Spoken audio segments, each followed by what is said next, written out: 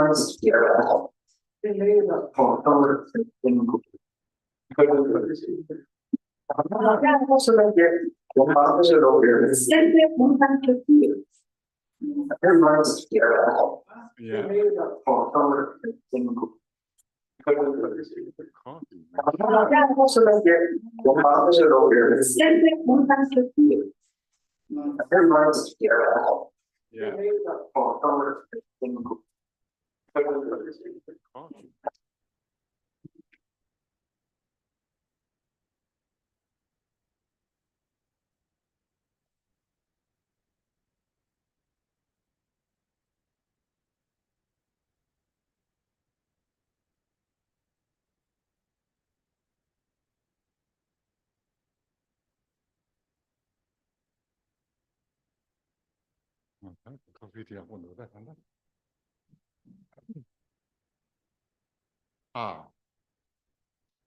นี่น้องเลย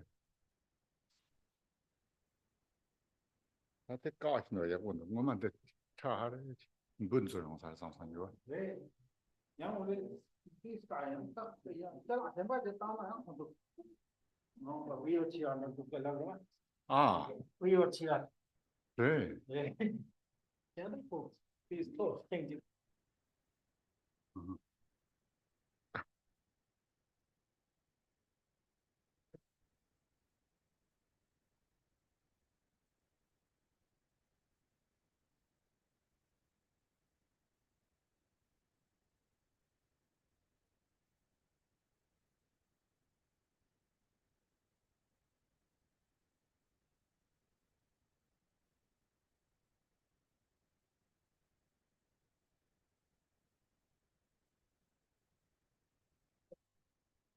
อุ่นดูนี่คือ Scrumptious.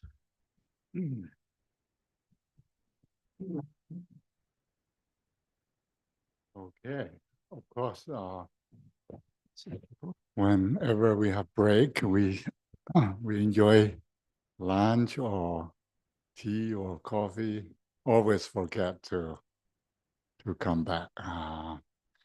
Maybe that's one sign of how we lost in the samsara. Maybe so we don't really know how we get here, and we need to go back to home sometime. Yeah. So here, today is really auspicious day, whether Asian tradition or Western tradition, whatever tradition that may be. And this morning we spent some time on meditation. That's called Shamatha and Vipassana. And those terms are sometimes very difficult to keep in one term in English. So each translators, each meditators takes a little bit different route. But somehow in Tibet, due to the rules of translation that standardize term, and the Xianne and the Langtong are very stable term, so we don't need to change back and forth to what does that mean. And of course, this Bodhichaya Avatara is translation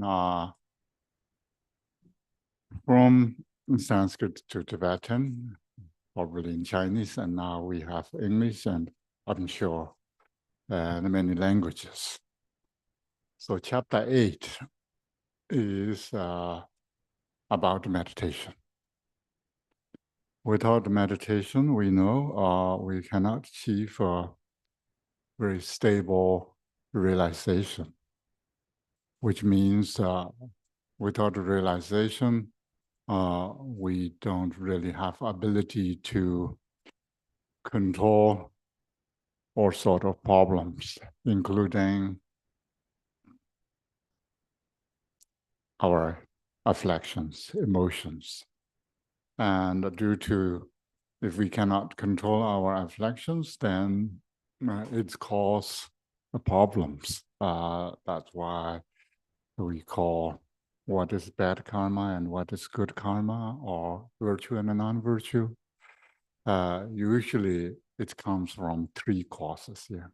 The ignorance, hatred, and desire. If something actions that produced through or due to these three poisons, which is called negative karma or the non-virtue. And the virtue means that produced through beyond these three poisons: ignorance, hatred, and the desire. So in order to go beyond these desire and hatred, of course, that is obviously a negative thing. But if we think about ignorance, what does the ignorance mean? Ignorance is something that we misunderstood or we mistakenly taking something is not there. For example, we talking about our psychophysical body this morning, a person. Body is one of them. Obviously, somehow we attach to as a self. So somehow when we say me, I, then you always think about somewhere in this system. And meditation first dismantle that part is called the mindfulness on the body. Once we don't find that part, then we go through feelings. Feelings are easy to detect. People, especially in modern days, we have feelings are very, very important. So I like and dislike very much how our life is dictated. So these feelings, of course, yeah, that is not really feeling, but hearing something. And so these feelings lead us. Also, feelings has we call happiness in West, but mainly kind of pleasure and pain. Happiness and suffering we describe through that. And pains are almost we all have had already. And that's this pain is we don't really like one. And of course, the pressure is we want to pursue. And these two are also related to the early, we talk about, related to the action. Actions are that related to the three poisons will give pain as in the samsara, and actions that go beyond that three poison, then we will have this happiness, that everlasting, that what we are pursuing in Buddhist practice. And that only comes through meditation and understanding. understanding and meditation are very much intertwined. I often repeat here and other places that view and meditation go hand in hand. So view means what you believe and how much you're understanding the reality. So the correct view or the authentic view should be matched to the ultimate reality. So reality always goes to unfabricated nature that there's no self and others, and there's many fabrications what we made in a samsara. And this view, once we gain that confidence in this view, then we can meditate on it. So meditate means we are first through this we study, and that's gain wisdom of understanding of the text and teaching, and then we ponder or contemplate on meanings, and through that we understand the meaning, and then we settle down to want to experience that realization through what we learn, and that's called meditation. In order to stabilize that, we read 37 Bodhisattva practice this morning, and especially verse 29 is talking about the meditation. So meditation mainly involves these two aspects, in order to become our mind very clear, we need to have stable mind first. Achieving a stable mind is called Shamatha, which is calm abiding. Calm means once our mind is calm, but we are stay abiding in there, or that continuously stay in that, maintaining that state is called calm abiding. Through that, then we are focusing. Our main focus is the nature.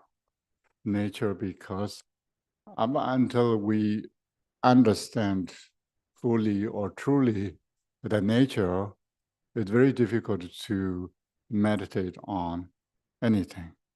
If we meditate on something that we cannot rely on, which means that meditation's not going anywhere, it's more complicated. People can meditate on anything because, especially in the English, we have this nice term that meditate on something. The Tibetan, we don't need to do that. We directly meditate Avalokiteshvara, meditate emptiness, meditate mind, but the English somehow is a strong sense of subject-object duality that meditate on deity Avalokiteshvara, meditate on emptiness, and so forth. So that's our English language, how lead the maybe strong sense of conceptually that subject-object duality. But that's a language, we cannot fix that part.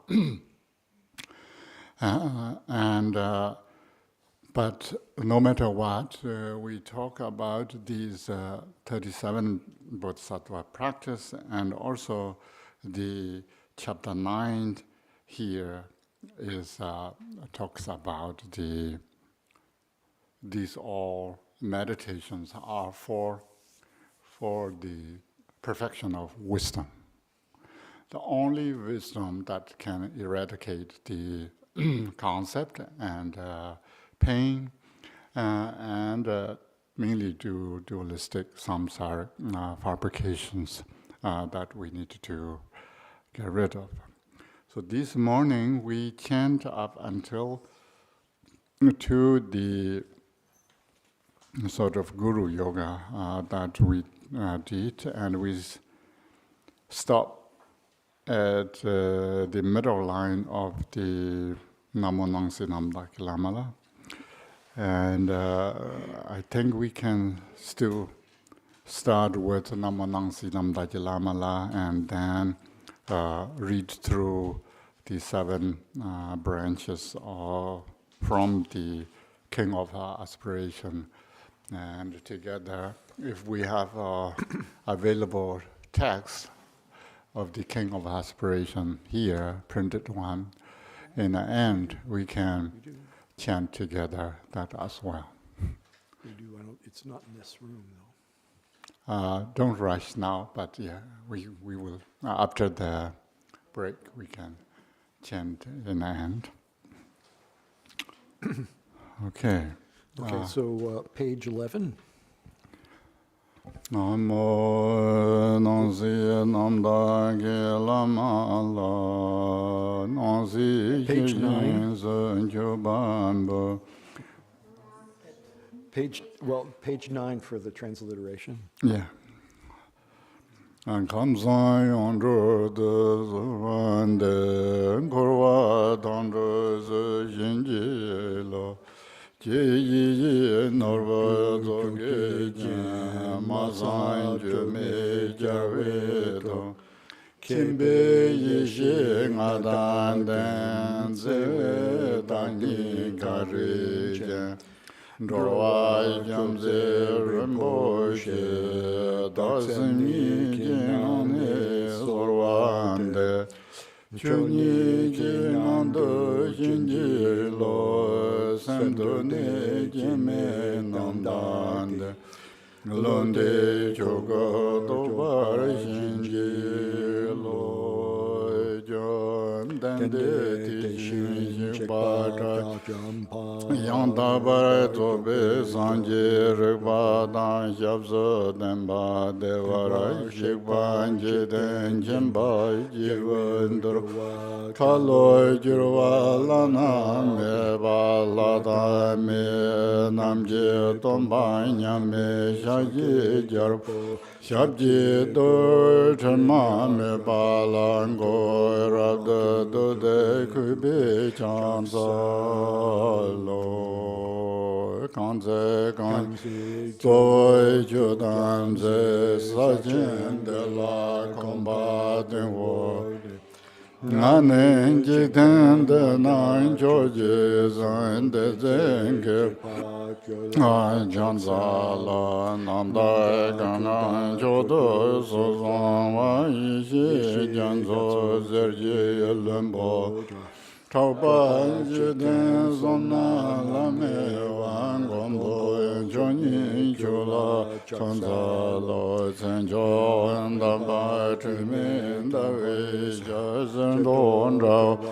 Chula Chanzalo the Rajan Zibazam Zinyame Chenjen Chula Chanzalo Menjo and the Rwa Kaloy Gunjurin Jingwai Junze Tijin Shik Wangbo Shizang Nije Jilang Nyu Shuba Dela Chanza Lo Gombo Tuji Chedan Batam Tomba Bozuna Yodan Janzo Shitiji Jilai Chanza Lo Tabin Durja Giving us only to Tozan Jojo, Vajor, Chulai, Chansa, Trune, True, Langan, Laba, Talara, Genge, Tamba, Yoden, Kindu, Langan, Chansa. Then to page 11. Namo, to the Lama of utterly pure appearance and existence, I offer the fundamental ground of appearance and existence. I supplicate you to thoroughly liberate the 3 realms. Please grant your blessings and overturn the depths of samsara. Sublime Master, wish-fulfilling jewel, crown ornament, the inconceivable, inexpressible mind of the victorious ones, the one endowed with the 5 wisdoms of omniscience, gracious one, the embodiment of love, precious protector of beings, I supplicate you from within the essence of mind. Please grant your blessings from within the innate nature. Please bless me that I may realize the Dharmakaya that is beyond intellect, this primordially unborn, completely pure mind.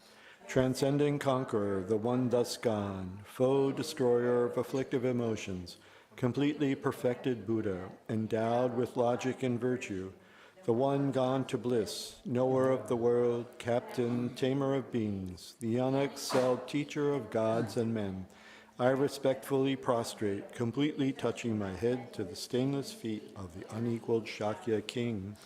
At the time of your birth, leader of 2-legged beings, taking 7 steps on this great earth, you proclaimed, I am supreme in this world. To you are wise, even then I prostrate. Possessing a body of complete purity, your sublime form is excellent. An ocean of primordial wisdom, you are like a golden mountain. The one whose renown is evident throughout the 3 worlds, protector of supreme attainment, to you I prostrate. To you who are endowed with the supreme marks, whose face is like an immaculate moon, to you, the one with a complexion like gold, I prostrate. A flawless one such as you among the 3 levels of existence is most exquisite. Unparalleled omniscient one, to you I prostrate. Supreme among humans, captain of those to be tamed, the one thus gone who severs the all-binding fetters, who with senses pacified is utterly pacified and skilled in peace, to that one, the one who dwelled at Sravasti, I prostrate. Refuge endowed with great compassion, totally omniscient one who indicates the way, ground bases for oceans of merit and qualities, I prostrate to the one thus gone. The pure cause free from attachments, the nature that liberates from the lower realms, the altogether supreme ultimate truth, to the pacifying Dharma I prostrate. Having been liberated, they also reveal the path to liberation. Thoroughly respectful of the 3 higher trainings, they are a field of sublime qualities. To the Sangha I also prostrate. Page 14. Yes.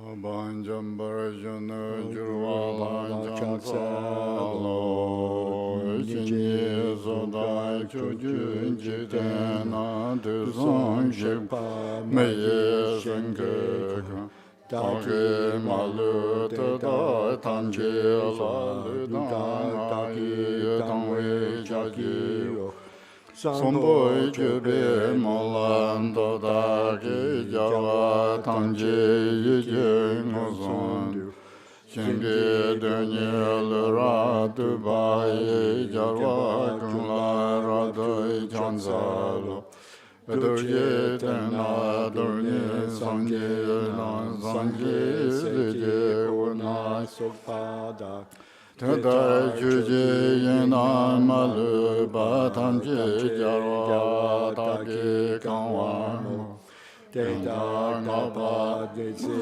Jatso Nam Yangji Yangla Jatso Dragunji Jarwa Kunji Yoten Raju Yin Dewa Jikwa Tamji Dakito Meto Dampa Tingwan Tamba Dansi Namdan Juban Tunjodan Marmin Jodan Dubu Damba Jawa Tadalan Jubaji Damba Namdan Junjodan Jime Pumari Rayambadam Rupai Jiparai Pabin Jogunji Jawa Tadalan Jubaji Jokanda Kana Lami Jajewa Dada Jawa Tamji Layamo Sambo Jula Tibi Dobdaki Jawa Kunla Chansara Jubaji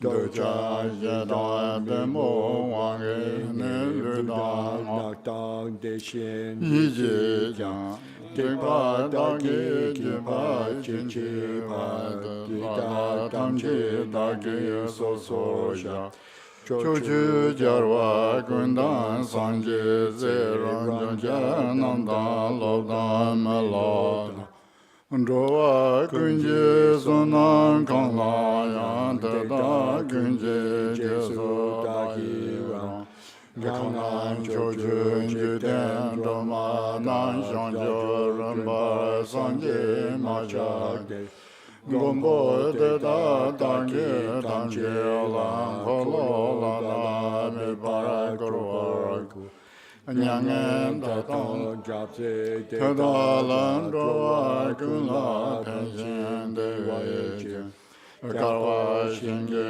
dorni shubha yan dage talmo raja zorwaji Chandra wadan jujin shabadan jesu yiran kurshin sowaji Kewa shungse dagi jizab Kanji sobe shanjo jengo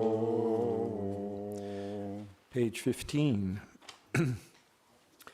I prostrate to the youthful Manjusri, to those in the worlds of the 10 directions, however many there are, all the lions among humans who appeared during the 3 times, to all of them without exception, I paid homage with respectful body, speech, and mind. The force of my aspiration prayer for excellent conduct brings all the victorious ones directly to mind. Bowing down with bodies as numerous as atoms in the realms, I prostrate to all the victorious ones. In a single atom there are Buddhas as numerous as atoms, each residing in the midst of their sons and daughters. Like that, I imagine the whole Dharmatatu completely filled with victorious ones. To those with oceans of inexhaustible, praiseworthy qualities, with sounds containing oceans of tones of melodic speech, I express the qualities of the victorious ones. I praise all the Sugatas. With the finest flowers, the finest garlands, music, ointments, supreme parasols, supreme lamps, and the finest incense, I make offerings to the victorious ones. With the finest cloths, supreme scents, and fine powders equal to Mount Meru, all displayed in supreme and magnificent ways, I make offerings to those victorious ones. With fast and unsurpassable offerings, I venerate all the victorious ones. Through the power of faith and excellent conduct, I prostrate and offer to the victorious ones. Whatever negative actions I have performed with body, speech, and also mind, overpowered by desire, aggression, and stupidity, I confess each and every one of them. I rejoice in everyone's merit, the victorious ones of the 10 directions, the Bodhisattvas, the Pratyeka Buddhas, those in training, those beyond training, and all beings. I request the protectors, the lamps of the worlds of the 10 directions, who passing through the stages of awakening attain Buddhahood beyond attachment, to turn the unsurpassable Dharma wheel. I supplicate with my palms joined together those who intend to demonstrate nirvana, to remain for kalpas as numerous as atoms in the realms, for the welfare and happiness of all beings. I dedicate whatever slight virtue is accumulated, through prostrating, offering, confessing, rejoicing, requesting, and supplicating, to enlightenment. Simjen namje zambadan Loyi jidra jitawa, Chuje tomo Dikbaye choki kolo kordu so. Please turn the wheel of the Dharma of the 2 vehicles and their combination, according to the dispositions and mental capacities of sentient beings. Okay, thank you.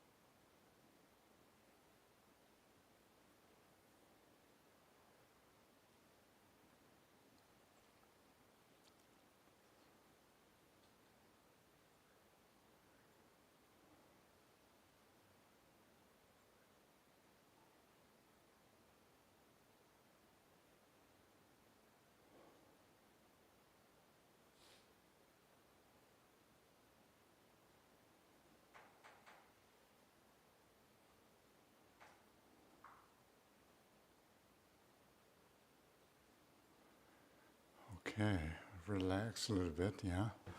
And of course we can discuss if you have questions, but first of all, there's, I think maybe I want to share a little bit about what I know and in a general sense of meditation. And yeah, I repeat many times here, sometimes maybe annoying, but the Tibetans often say if you have importance to tell, you need to repeat again and again. So we call the study and contemplation and meditation. So these supposedly, then generally, it's that structure. First, we study something, and then we think about the meaning, and then we fully understand the meaning.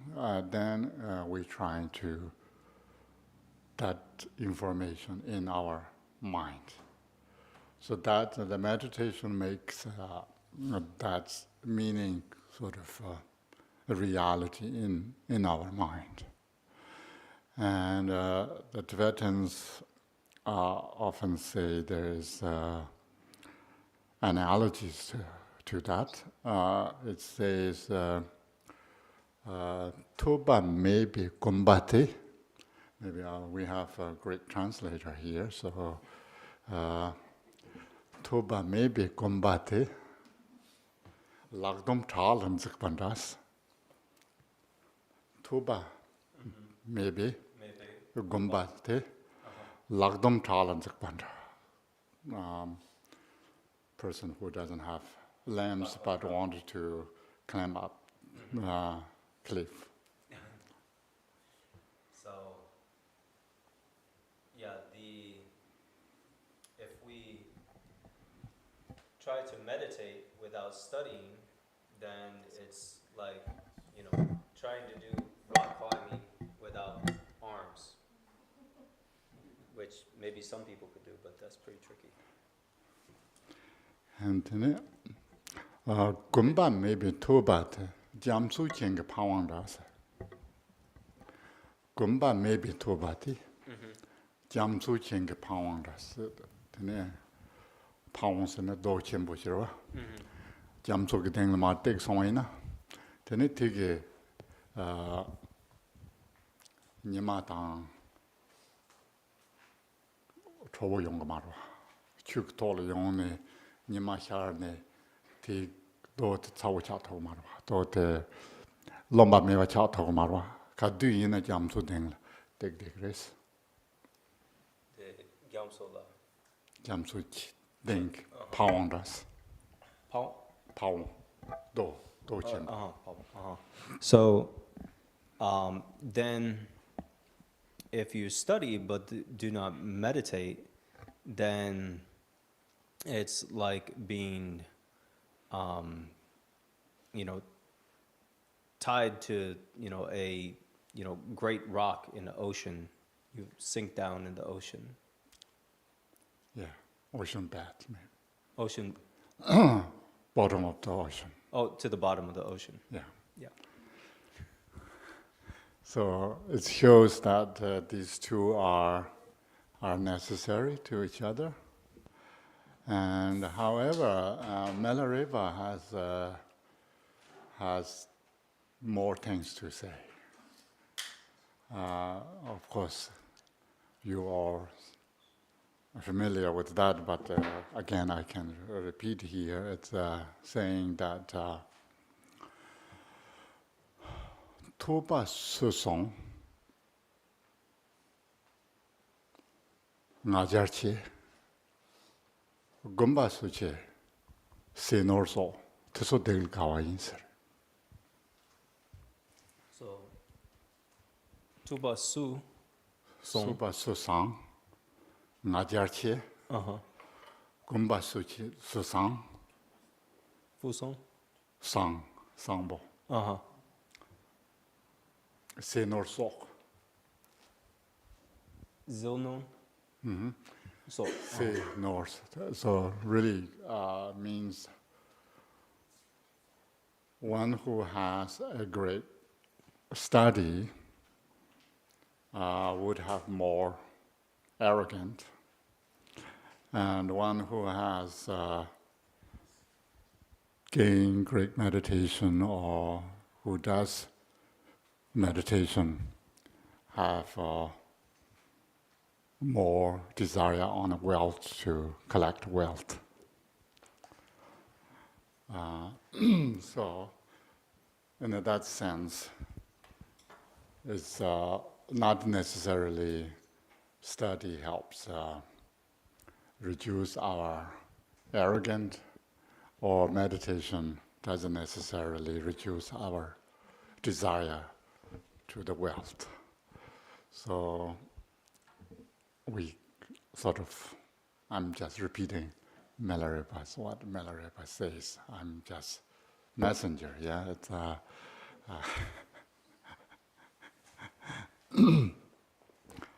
it would be good that you are a good meditator and a rich person, but the meditation itself is not necessarily for the great wealth. And of course, Milarepa has other things to say. He says that Chunam Chujin Durchir Song Tixon Kepar Lumbanam Chuji Chirmasonam Sayer. The all dharmas are subduing, reducing the worldly fames and the dharmas. But these days, person who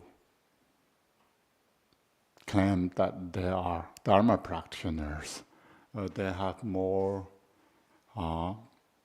worldly concerns than the dharma itself.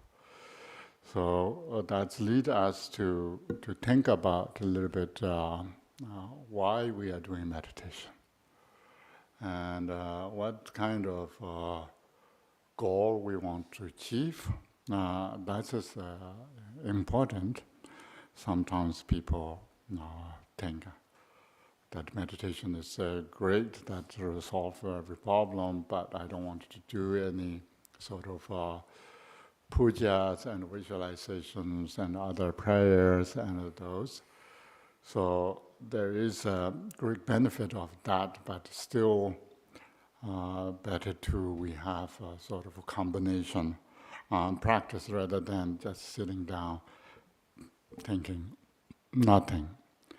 And these also talks about we have mainly two accumulations.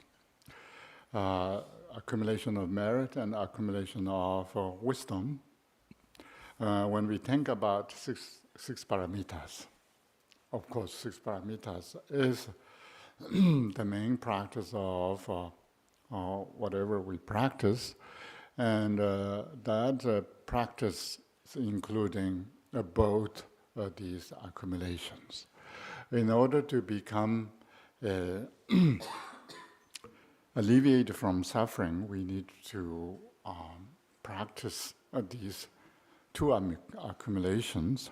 One accumulation that how do we accumulate merit, which just we chant from the King of Aspiration. There are 7 branches that whether we are physically involved or mentally imaginating, mainly our motivations, that we can accumulate merits through these 7 branches.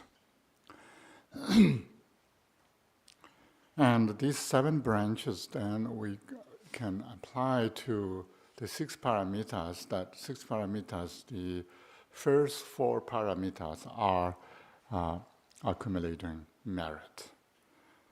We think about generosity and discipline and patience and diligence, and those are related. And then, of course, the last one is already say the wisdom. That is accumulation of wisdom practice. And then that's also related to the meditation.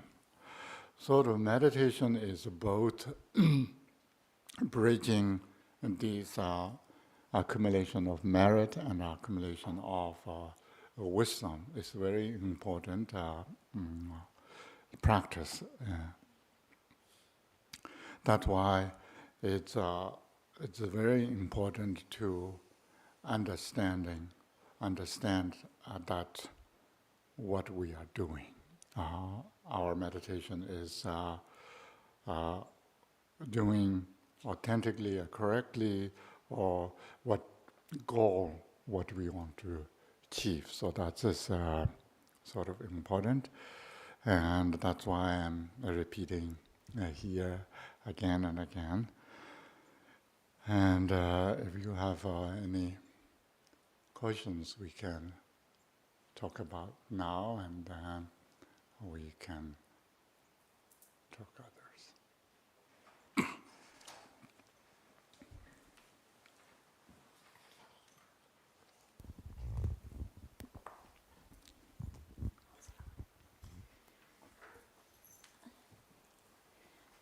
So when we start out learning how to meditate, we're always taught to use a support, to either a picture, a sound, breath.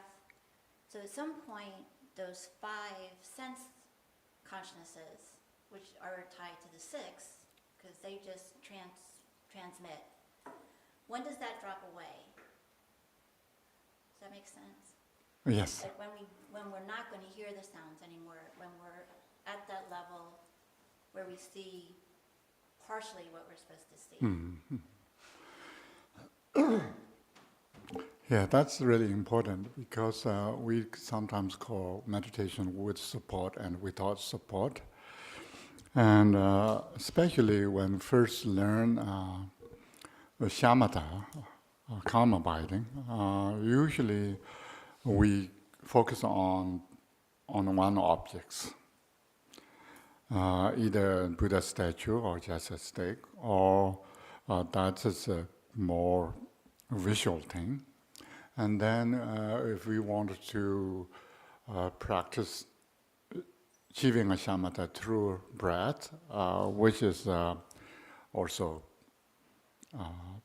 other lamas told me that it's breath is neutral, so that's why it's tremendous benefit from that. Because if we look at the Buddha statue, it's we can create a merit, but it also has attachment to the Buddha form.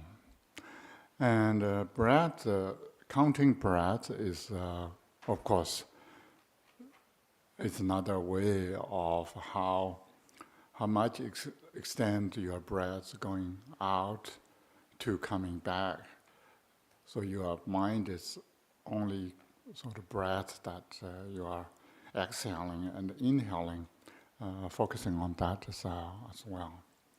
So that's more how we can train our mind to focusing on one object. So that's more purpose of the achieving shamatha meditation.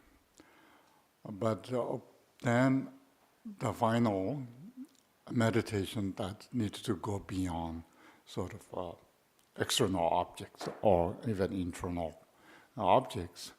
If it goes that level, then we are not really talking about only shamatha. We are talking about special insight, the langtong, the vipassana. And why is vipassana is involving there? Because earlier we talked about this that vipassana meditation that infused with calm abiding meditation, overcome the afflictions and so forth. It didn't say that appearance will disappear. It's more how we can subdue our affections. The final dissolution, that's if we call dissolution, or we can call when appearances disappear, or sound, taste, or these 6 objects, that's really difficult to say. It's totally disappearing, or it's still they talk about until in the end of 10th Bume, there would have some sort of appearance. So appearances is not really the problem in the Buddhist teachings. Milarepa say, not Milarepa, Derlopa said in Naropa that Nangwei Minqing Xianbi Qing Xianba Chuji Naropa. So the sun, the appearances would not bond you, but you are clinging bonds you. So here, how much clinging on objects is due to how much our affections are purified. But this sort of dualistic perception or concept, that only disappears after that Buddhahood. No, not after, that when attained Buddhahood. And since up until there would have appearance, but not necessarily appearance that what we think dualistic ways, grasping or tangible or something. And then, of course, it's understandable that all Buddhist teachings is appearance not really there. It's more even the projection of our own mind. And here's another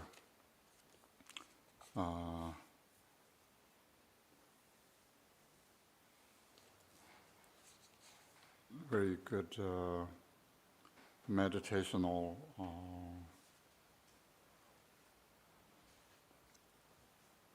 verse here.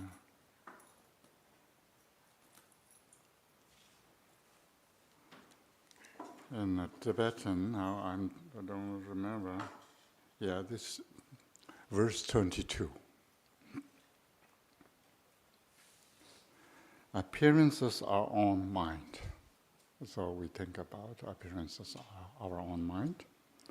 From the beginning, mind's nature is free from the extreme of elaboration, which means when first we need to, in the Mahamudra tradition, pointing out appearances are your mind, and then mind is empty is luminous, and then going to beyond this. And then the mind itself, first pointing out appearances are our mind. There's nothing out there. And then we automatically think that there is must be a mind in there. And then here is saying the mind itself is mind's nature is free from the extreme of elaboration, which means elaboration or extremes means existent, non-existent, both, and neither. So mind itself is beyond extremes. Knowing these, not to engage the mind in a subject-object duality is Bodhisattva's practice. So first we need to know appearances of our mind, then mind itself is beyond extremes. So once we understand that, then the dualistic concept of subject, object, and action, that's sort of collapse in a practice itself. And then 23 says, when in countering pleasing sense objects through they appear beautiful like rainbows in summertime. Not to regard them as real and to abandon clinging attachment is bodhisattva practice. So it's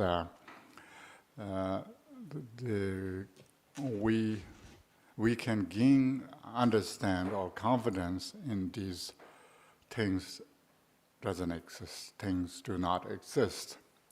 But still, of course, things can appear due to our habitual tendencies and afflictions and our ignorance still rooted in our system. But then we can think about them as a rainbow. It's not really a tangible things in there. It's a more much softer way of treating a phenomena.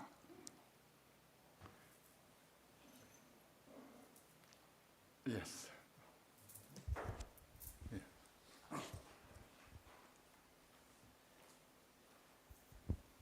Again, thinking about this support idea. Oops, turn it. Yes. Okay, that's good. Yeah. So some of us get inner ear sound, and I associate that with prana, heightened, wakeful energy or essence, and then that sound can, because it's so void of object, it's an inner object, I guess, it's so void of outer object, it's kind of easy to associate that with just awareness, intrinsic awareness. Is that, so that's, and using an inner support, or what is that? What is your comment, thinking about that? What is your view? Yes. I think when we talk about meditation, meditation has these interesting terms that with and without support or without characteristic or signs. And I never really directly sort of encounter with these teachings. It talks about the sounds as support or not. But one time Garchen Rinpoche told me that he has this ringing air, and it's very, very loud. And that's almost 2001 or 2 back then. It's constantly kind of ringing air. And he say that he turns into mantra. And that's, I was thinking that Tibetan practice is not only focusing on quietude of the just shamatha or a mindfulness only, but it's a blended words, these we call the sa gom ngang de. So there's 2 things. Meditate on deity, recite mantra. So the meditation is much more focused on the deity forms, which of course involve with generation stage and dissolution stage. And then ngang de, so the recite mantra, it means something that cannot really cooperate through only meditation on the deity form, but the sound is also can turn into mantras through mantra recitation. Seems that is more strategy Tibetans they do. And of course, then maybe we go to a higher Dzogchen and Mahamudra tradition, then we don't really separate forms and sounds and others, but everything is dynamic energy rise from the Rigpa and so forth. If we can bring back the root of that, or just letting it as be as it is. So there's a few ways of treating, and I think if we seriously kind of have really strong recitation designated in our system, then all the sounds can treat as mantra, even ringing airs and so forth. Yes.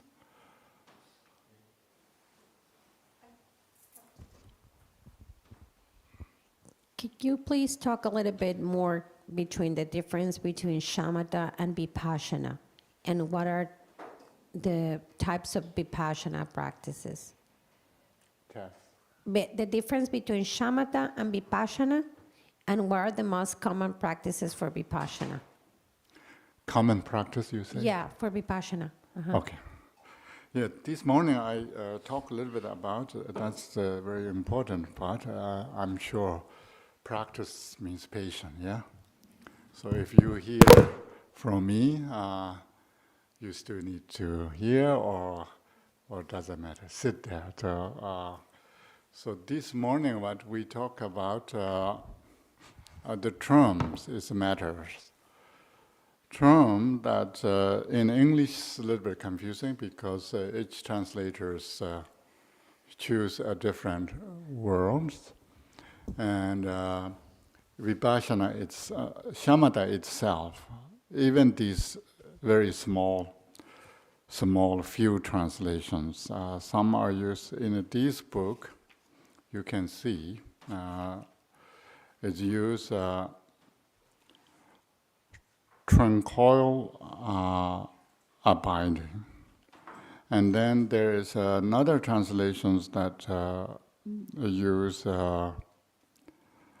stable calm. And then other use as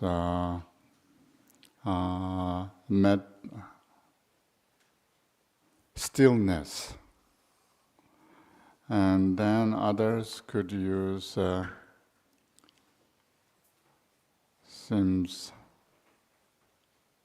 mental stability. So these are our English translation. If you are familiar with the shamatha itself, that's good.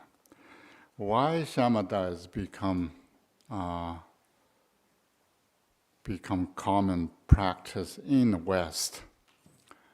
I think I was trying to tell this morning, maybe this is a good time to telling. I'm kind of start with, because in the West, the Eastern culture is not familiar with to them, especially comes to Tibet. It's what they saw, the missionaries, they think very barbaric because they're holding human skull cups and thigh bones and whatnot.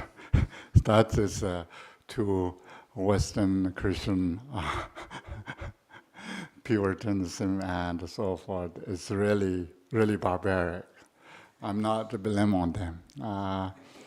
But at least Theravadins, they are a much better behave in the sense of Western eye, and of course the colonials.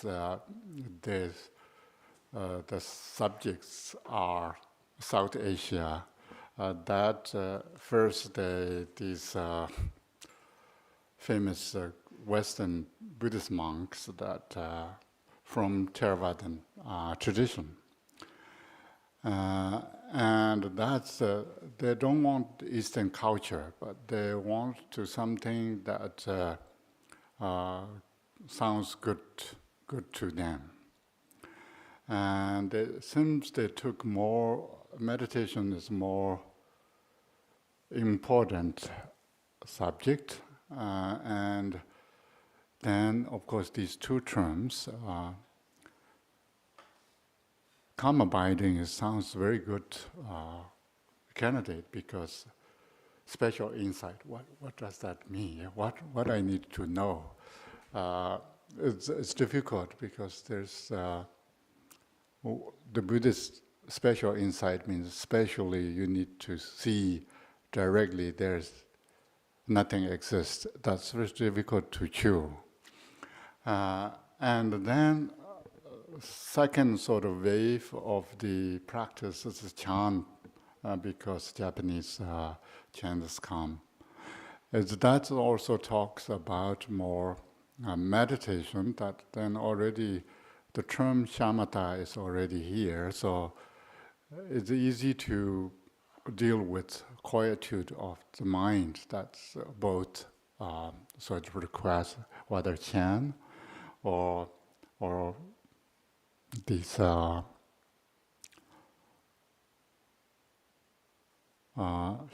shamatha meditations. But that is very suitable for the West because culture, many things involve that Asian culture is difficult. Many people told me that they went to meditation centers and trained meditation, meditate many years, but as soon as they go to Japan, see this Shingon Vajrayana tradition, then they figure out and they don't want to involve culture things. And then we have also Burmese famous meditation that are called Vipassana meditation. But Vipassana is difficult to describe or teach without sort of foundation of understanding of Buddhist philosophy. Shamatha is everyone can do a calm mind. You're achieving a mind calm. And I think all these combinations that Chan maybe need a special teacher. Vipassanas also, they talk about the enlightenment, sort of sudden enlightenment, the Vipassana, that directly seeing thing. And but shamatha is almost everyone can practice, and even whether believe in a religion or not, and so forth. So calming your mind. And then in the West, we have popular psychology and psychoanalysis that also talk about meditation helps our mental health, and which really means then calming our mind. That is also attractive. So I think that's why shamatha has become sort of universally accepted, that meditation everyone can participate, and also without knowing what we are doing, still I'm meditating. Yeah, that's the good part of the shamatha.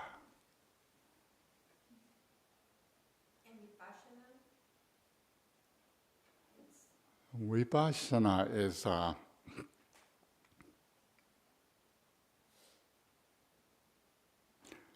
special insight. It's not means is cannot compare with normal understanding. What we know worldly things. We need to wake up every morning normally, and go to work and do daily rituals, and that's almost everyone know, whether whether we follow or not. But special insight means finding a new special understanding that we didn't know before. And that understanding is almost all Buddhists talks about, selflessness. Because self itself, the clinging on the self is the beginning problem, and ignorance is a mistake, and the delusion arises from there. So the true understanding or the special insight is based on Buddhist really philosophy that there's no self. So that's really difficult to not only West, but everyone in the world, because giving up on identity is that's the most difficult part of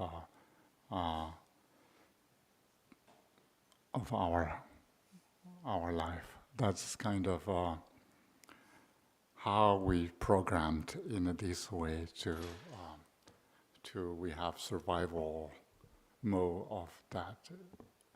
Even ants, they have some tactics to protect themselves. Yeah. So that is almost like pre-programmed for us. And once we don't believe or dismantle that program, then it's difficult. But that is called special insight. And then looking through this body, feeling, mind, phenomena, and so forth. It's step by step to how we look at if there is self, might be on the body or the feeling or the mind or something else in this system.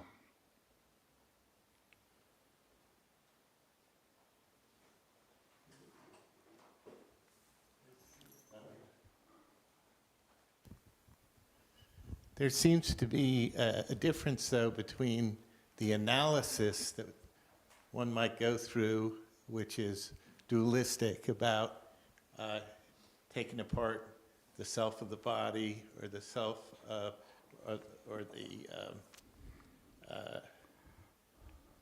objectness of phenomena and stuff, taking that apart.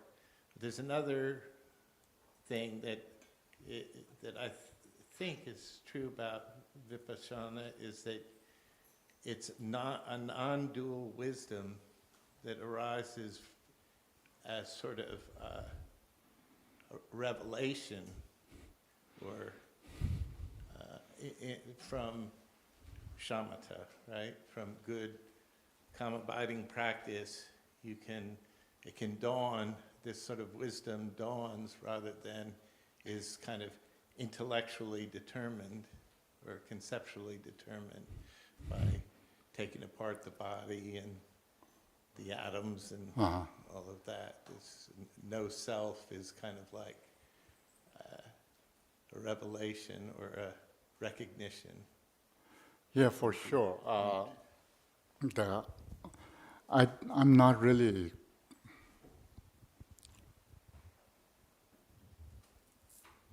specialist on this Vipassana tradition, Burmese Vipassana meditation that's become very famous in, I don't know, 60s or 70s. And that sort of promise that what you're almost saying, what I understand, it's that non-dual, I don't know what really they call, but it's more enlightenment, kind of immediate enlightenment, that dawn something through Vipassana meditation. I'm not sure they spend a lot of time on the Shamatha or not, but they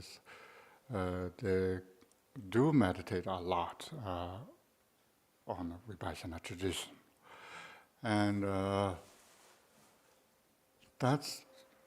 there's many routes to take. We talk about Mahamudra and Dzogchen, then it's another route. But we don't have foundation of the selflessness and ignorance that how we treat so true Four Noble Truth, what's the cause of samsara and so forth. It's a little bit difficult to just meditate on a Vipassana meditation to dawn something. Then it could be more obstacle than really going into the deeper meaning of the reality.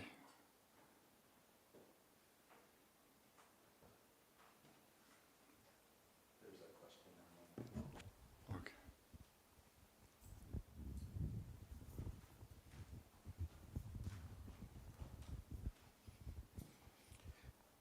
The question online says, is the fourth stage of the meditative absorption of the form God realm the end result of shamatha, but without wisdom? And is this why it is still bound and within samsara? Is this why it is advised that the two are necessary together for liberation? And I don't know what two things. Vipassana now and we shamatha. have more. The Samten He, the Samten, we saw dhyana, which is later called Chan and Zen, dhyana. So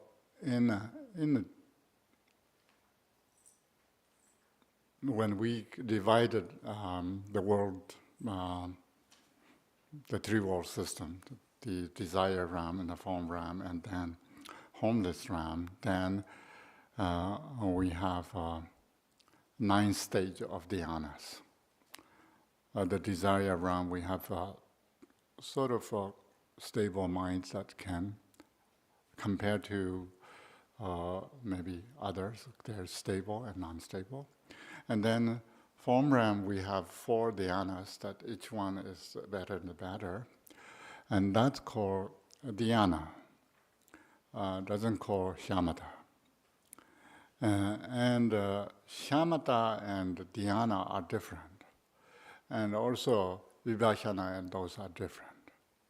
The dhyana, the fourth level of the form realm, dhyana, that is called the most vividness and stable at the same time. It's not necessarily achieving from shamatha or vipassana. It's just talking about the state of mind. However, we can achieve that state, our body in here, but we can achieve that level while we are here.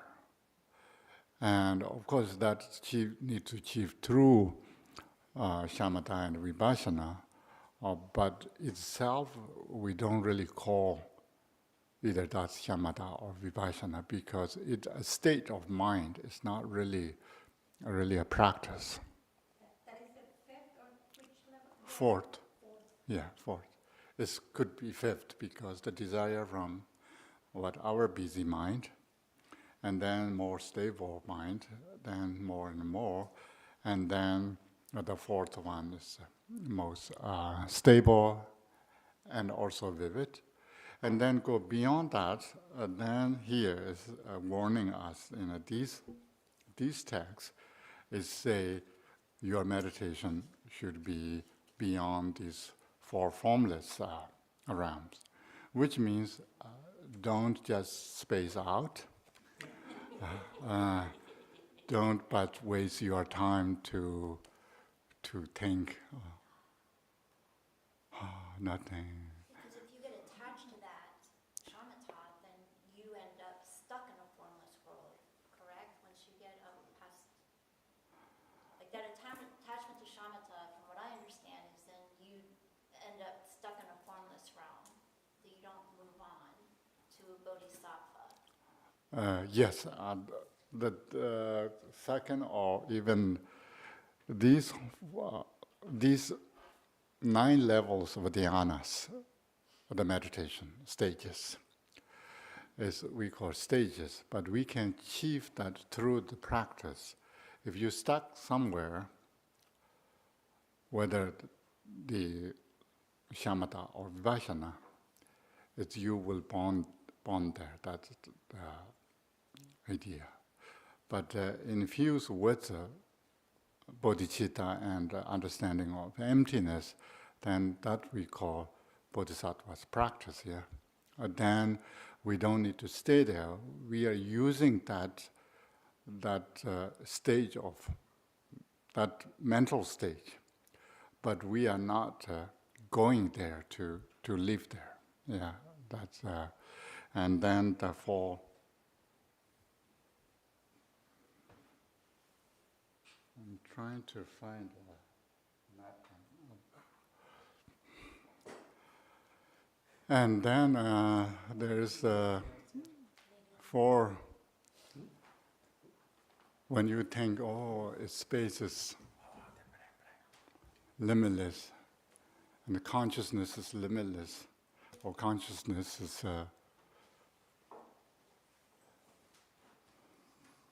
neither existent, non-existent, and consciousness beyond anything. Still, we are in this realm of dualistic realm. Still labeling things. Yeah, and also then we go deeper and deeper, and then less and less clear, and vividness is kind of merging into close to a non-dual, but at the same time, our mind is going deeper into sort of darker place, goes beyond 4th realm of the form realm. Yes. It's been a long time since I've talked about shamatha and vipassana, so that's what I wanted to understand better. But I do remember that the way that I learned that shamatha is good because it's the base, to go higher. If we don't accomplish recollection of the mind, then we cannot stabilize the mind to practice Vajrayana or Vipassana. And then Vipassana, as you said, will be reflecting and meditating on the non-duality, right? Yeah. But then why don't we want to get attached to shamatha, because that's just the base of concentration, let's say. And I remember my Mexican Lama, Tony Camas, giving us examples and saying, if you are a very focused person, that's good. However, you can be a very self-absorbed, focused person. And then instead of being helpful, it goes against your own detriment, because you strengthen your own false identity, and thinking you're super duper when your ego is just getting bigger and bigger. Yeah. So more than being lost in the formless realm, it's like you're going to be dooming your own humanity if you're just a super focused ego, right? Is that okay? Maybe it seems nothing is okay, but no, I'm not. It's we don't want to stuck anywhere, any level. So we just want to use that, want to achieve our mental state, that's level. And we use that to analyze or to realize or to ascertain the meaning of the reality. Yeah, we are not searching that comfort zone. We are using that as a tool. And yeah, the most difficult part is there is 9 bhumis in this samsaric realm, and 9 bhumis, or the bodhisattva's path. People, the Buddhist teachings, texts, have these. People get confused how we have 9 bhumis. So our 9 bhumis are just the levels of dhyanas that we are talking about. Mainly called 4 dhyanas, that the 4 form realm. And the 4th one is that what we can rely on, or we can use it. If we can achieve that level of the vividness and that level of the stability of our mind. So, and also this morning, this morning we talk about these 2 should be union. You cannot have one to achieve anything. We talk about this analogy of butter lamp. It's stableness that helps to shine. And a butter lamp under the conditions of wind, it doesn't really shine out. And that's, Dorjin and I have a lot of experience in our black tent in the high Himalayan mountains that wind blows as we have a tough time on how to protect this precious butter lamp to glow our tiny black tent room in the darkest night. So that's just important to know that this Vipassana and Shamatha should be union. And so the luminosity of the butter lamp is the special insight. Yes. And that's analogous to the special insight. Yes. And that's only can dispel the darkness. So shamatha can help that. But shamatha itself is not the luminous aspect. So shamatha doesn't have ability to analysis the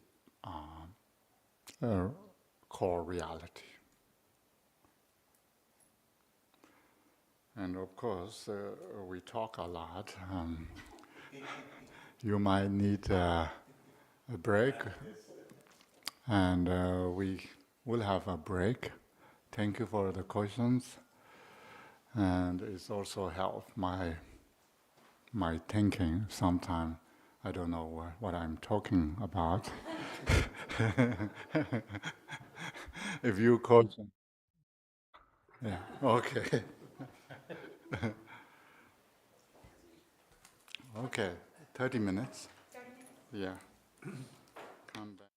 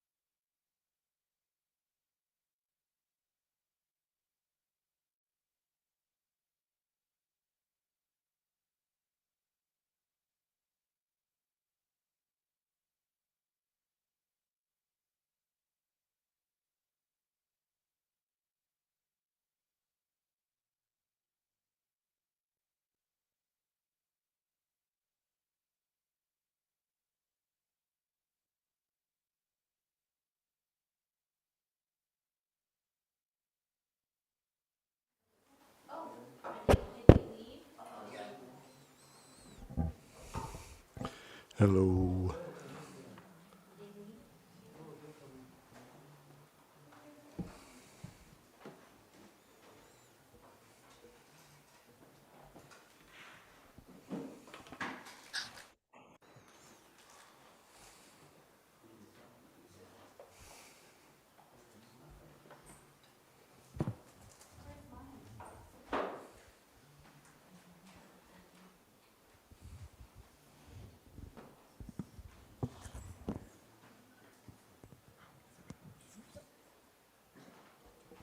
You're gonna need one, but might as well, you're here.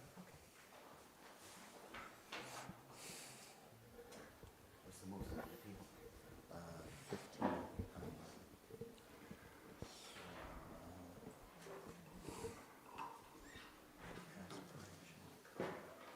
Okay.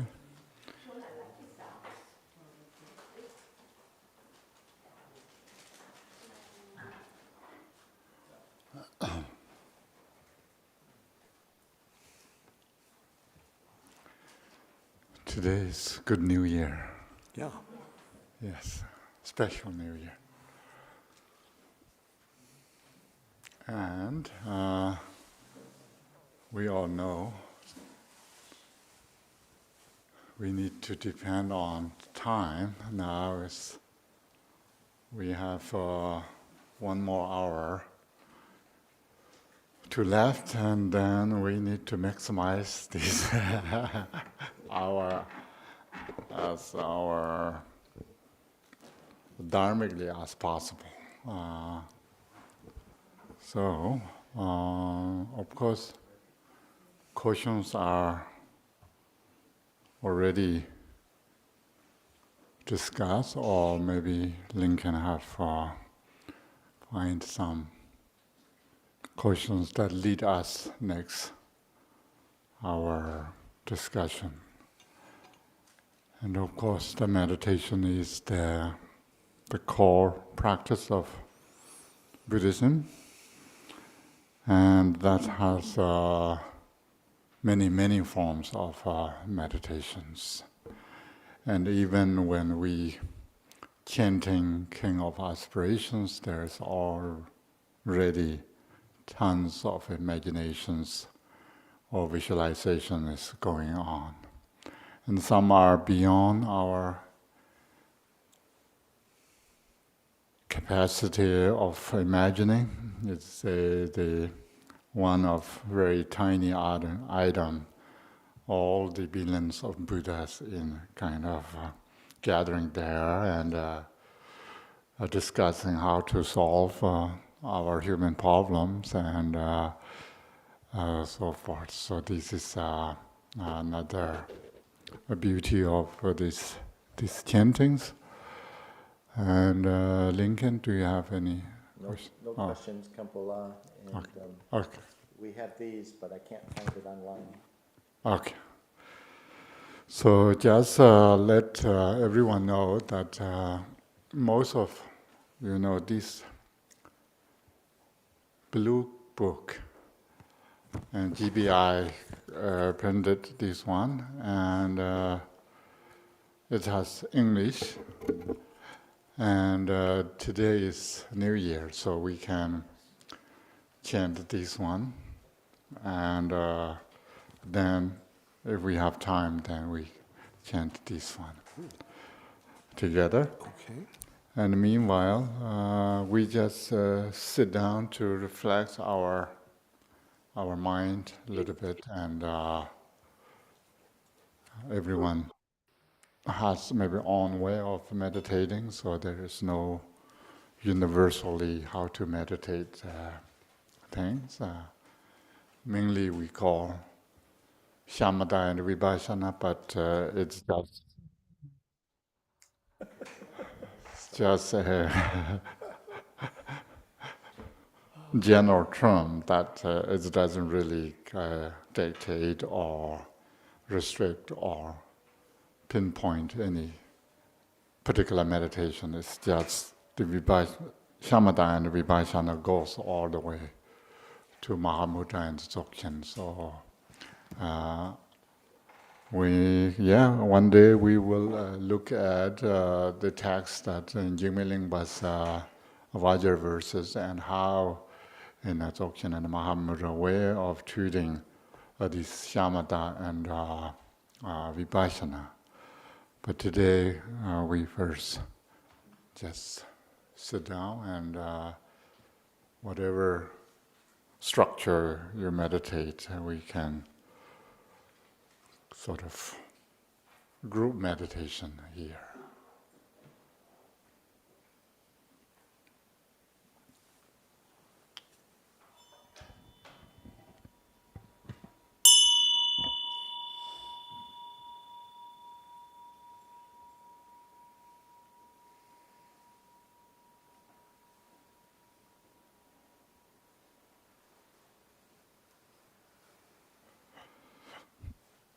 Even each one has own style. Maybe it's good to have first motivation and taking refuge and arousing bodhicitta, and then kind of generate devotion and meditate would be more beneficial.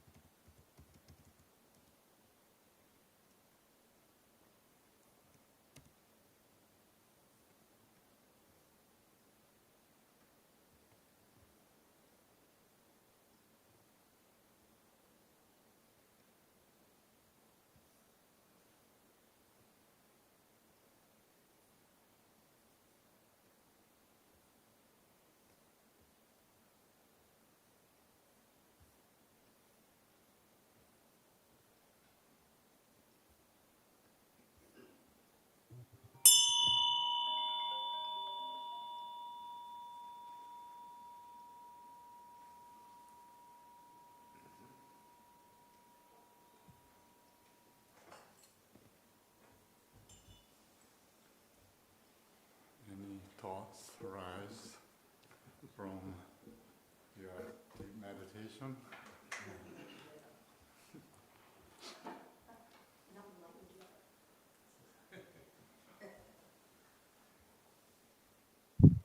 What did you say? Not enlightened yet.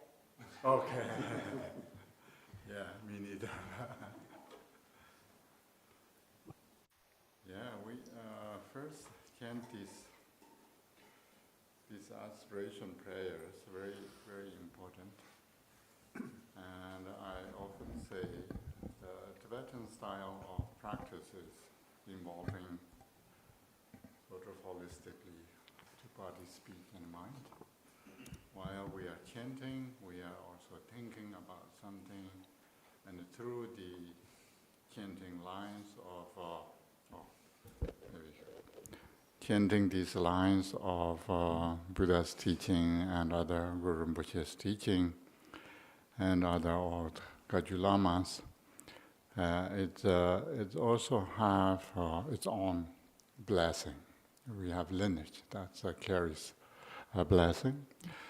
And also this is written by either Buddha or Bodhisattvas, and also it has a tremendous meaning that help us to sometimes, through the blessing itself, correct our meditation or practice, and sometimes our own ability to figuring out what these lines are saying, and that's also help us to meditate or practice.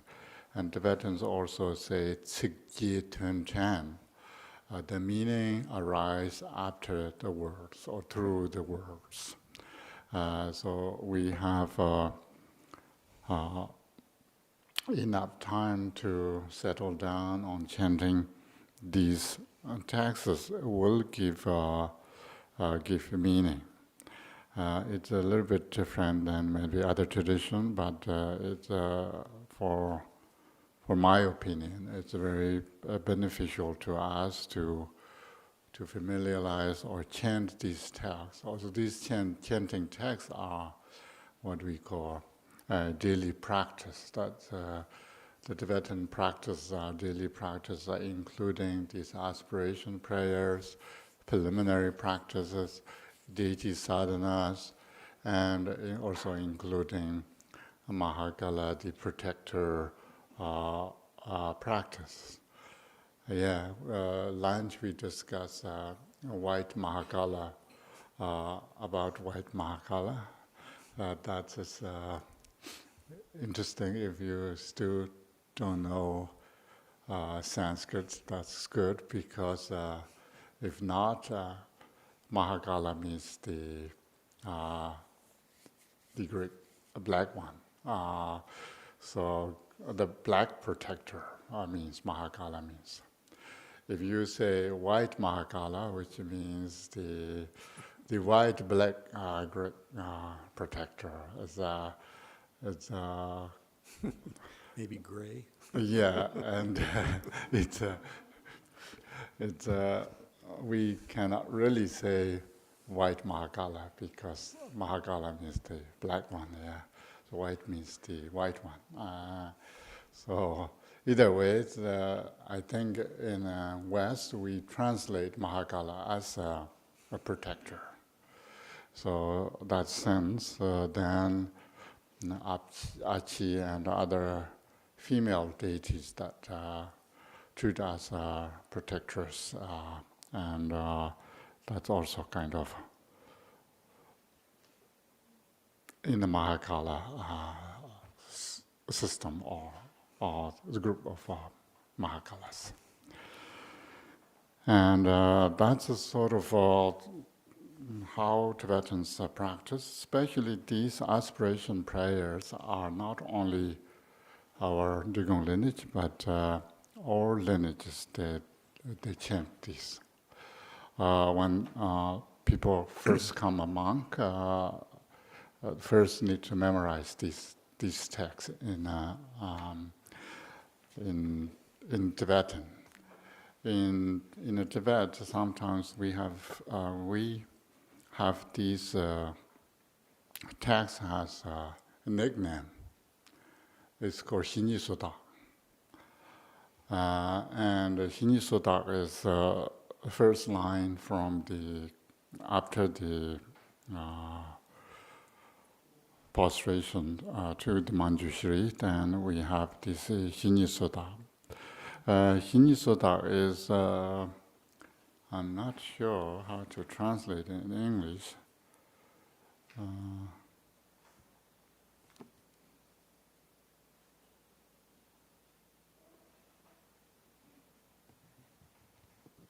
Didn't really reflect that the phrase in here. How to translate Xinyi Suda? Xinyi Suda. The first line of the Tibetan. I maybe have to see this better. Xinyi Suda Chokchunjikana Tusumshikwa Meisengikun. How we translate it, because we have that in our daily prayer, yeah? I prostrate Oh, yeah. Yeah, that's right. to the youthful Manjushri, to those in the words of the 10 directions. It's really, I guess, difficult to translate in. It's page 13.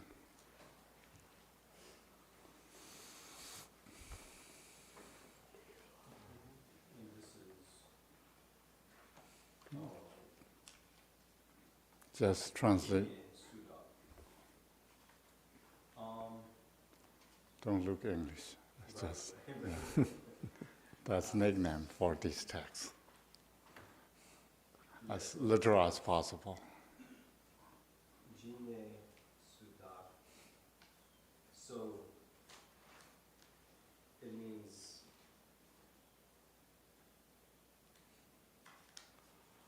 almost like kind of like as much as or something like As many as. as many as. Mm-hmm. Yeah. Yeah, maybe the prayer as many as. Yeah, these texts is called Xinyi Suda. In our village, we have a monk, former monk, after Cultural Revolution and those, he's sort of become householder. And I heard when he was a young monk, he has tough time to memorize these texts. So his name is also called Xinyi Suda. It's when I grew up, when you say in the Tibetan, without knowing the meaning of the text, it's a little bit kind of mesmerizing and kind of funny. Sudak, Xinyi Sudak is more like a yak without horns that's running around, kind of. So anyway, this text has kind of that nickname can earn from this text, and that's sometimes knowing that how popular this text is.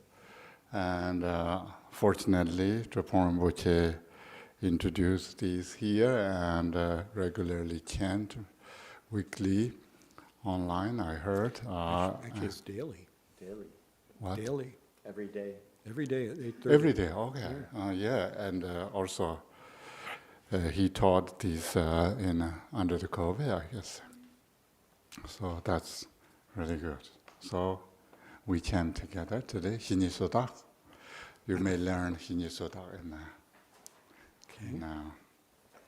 Asia. As many as there are. Yeah. I bow down to the youthful Arya and Manjusri. You, lions among humans, gone to freedom in the present, past, and future, in the worlds of 10 directions, to all of you with body, speech, and sincere mind, I bow down. With the energy of aspiration for the Bodhisattva way, with a sense of deep respect, and with as many bodies as atoms in the world, to all you Buddhas visualized as real, I bow down. On every atom are Buddhas, numberless as atoms, each amidst the host of bodhisattvas, and I am confident the sphere of all phenomena is entirely filled with Buddhas in this way. With infinite oceans of praise for you and oceans of sound from the aspects of my voice, I sing the breathtaking excellence of Buddhas and celebrate all of you gone to bliss. Beautiful flowers and regal garlands, sweet music, scented oils and parasols, sparkling lights and sublime incense, I offer to you, victorious ones. Fine dress and fragrant perfumes, sandalwood powder heaped high as Mount Meru, all wondrous offerings in spectacular array, I offer to you, victorious ones. With transcendent offerings peerless and vast, with profound admiration for all the Buddhas, with strength of conviction in the Bodhisattva way, I offer and bow down to all victorious ones. Every harmful action I have done with my body, speech, and mind, overwhelmed by attachment, anger, and confusion, all these I openly lay bare before you. I lift up my heart and rejoice in all positive potential of the Buddhas and Bodhisattvas in 10 directions, of solitary realizers, hearers still training beyond, and of all ordinary beings. You who are the bright lights of worlds in 10 directions, who have attained the Bodhisattva through the stages of awakening, all of you are my guides. Please turn the supreme wheel of Dharma.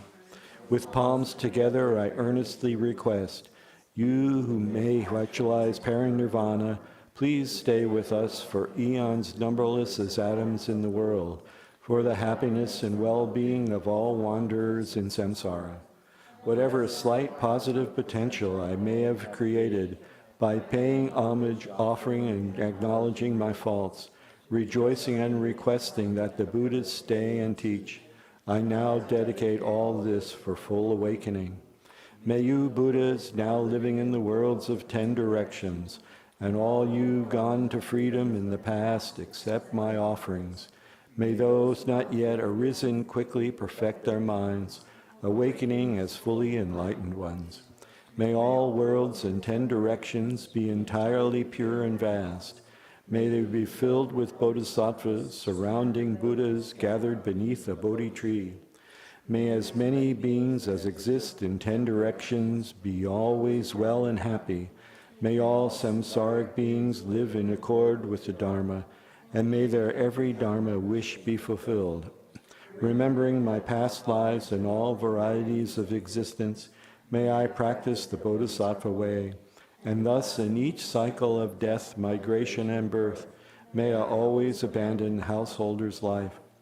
Then, following in the footsteps of all the Buddhas and perfecting the practice of a Bodhisattva, may I always act without error or compromise, with a faultless and pure. May I teach the Dharma in the languages of gods, in every language of spirits and nagas, of humans and great voice of every form of being. May I be gentle-minded, cultivating the 6 paramitas, and never forget bodhicitta. May I completely cleanse without omission every negativity and all that obscures with awakening mind. May I traverse all my lives in the world, free of karma, afflictions, and interfering forces, just as the lotus blossom is undisturbed by the water's wave, just as the sun and moon move unhindered through the sky. May I ease the suffering of the lower states, of the dimensions of the universe. May I guide all wanderers in samsara to the pure bliss of awakening, and be of worldly benefit to them as well. May I practice constantly for eons to come, perfecting the activities of awakening, acting in harmony with the various dispositions of beings, showing the ways of a bodhisattva. May I always have the friendship of those whose path is like mine, and with body, words, and also mind, may we practice together the same aspirations and activities. May I always meet a spiritual mentor and never displease that excellent friend who deeply wishes to help me and expertly teaches the Bodhisattva way. May I always directly see the Buddhas, masters encircled by Bodhisattvas, and without pause or discouragement for eons to come, may I make extensive offerings to them.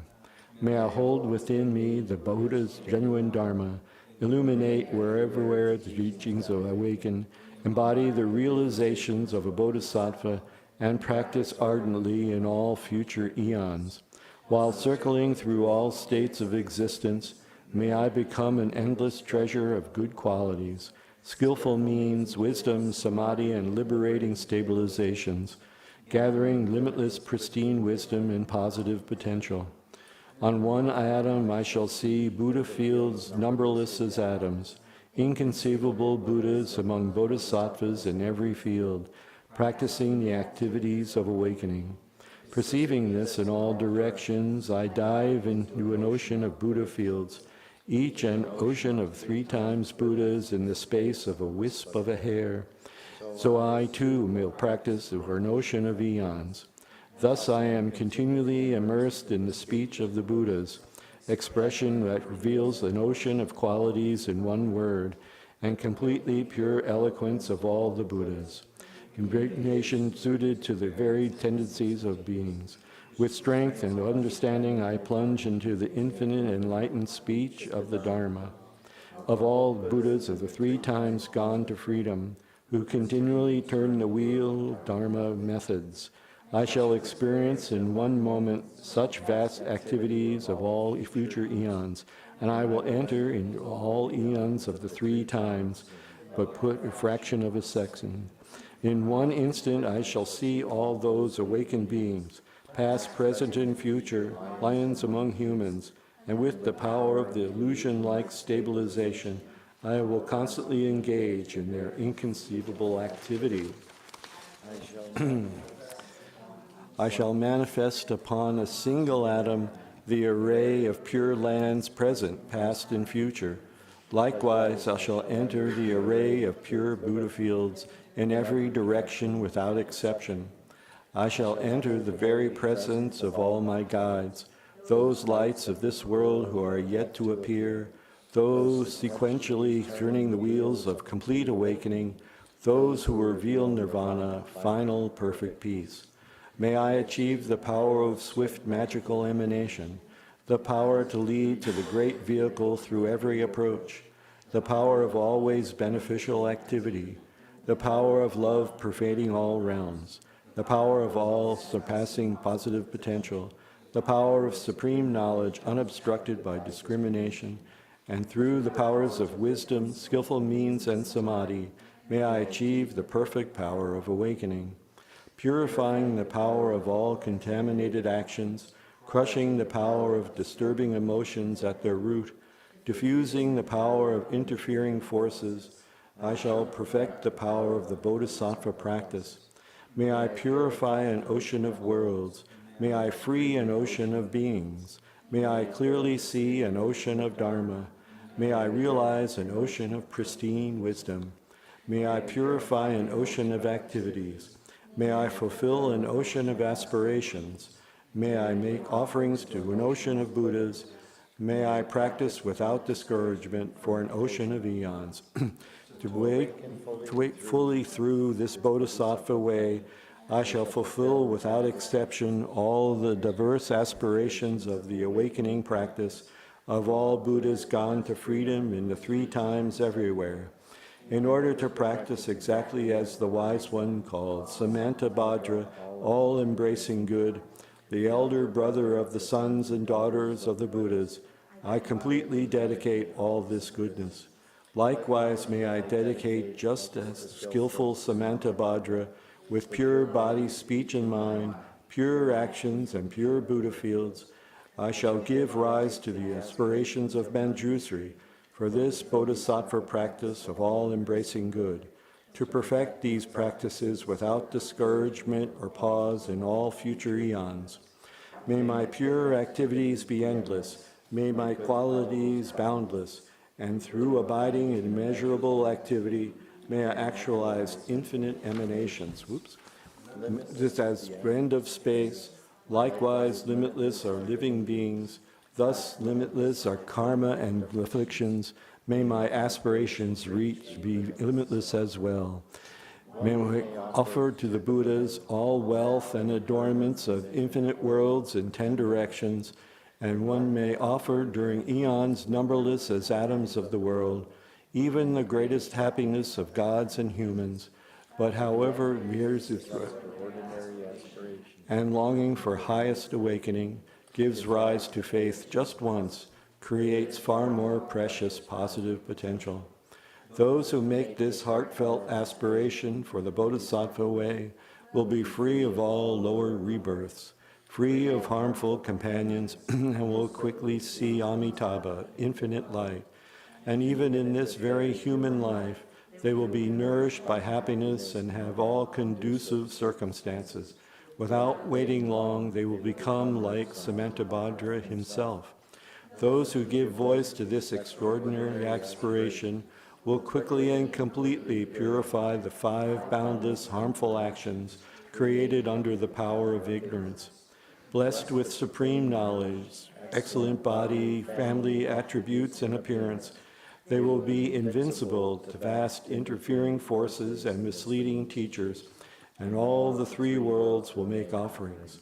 Going quickly to the noble Bodhi tree and sitting there to benefit sentient beings, subduing all interfering forces, they will fully awaken and turn the great wheel of Dharma. Have no doubt that complete awakening is the fully ripened result, comprehended only by a Buddha, of holding in mind by teaching, reading, and reciting this aspiration of the Bodhisattva practice. In order to train less like Ray or Manjushri, who knows reality as it is, and just like Samantabhadra as well, I completely dedicate all this goodness just as they did.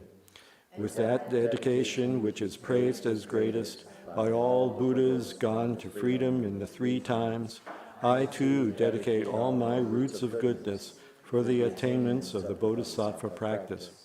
When the moment of my death arrives, by eliminating all obscurations and directly seeing Amitabha, may I go immediately to Sukhavati, pure land of great joy. Having gone to Sukhavati, may I actualize the meaning of these aspirations, fulfilling them all without exception for the benefit of beings for as long as this world endures.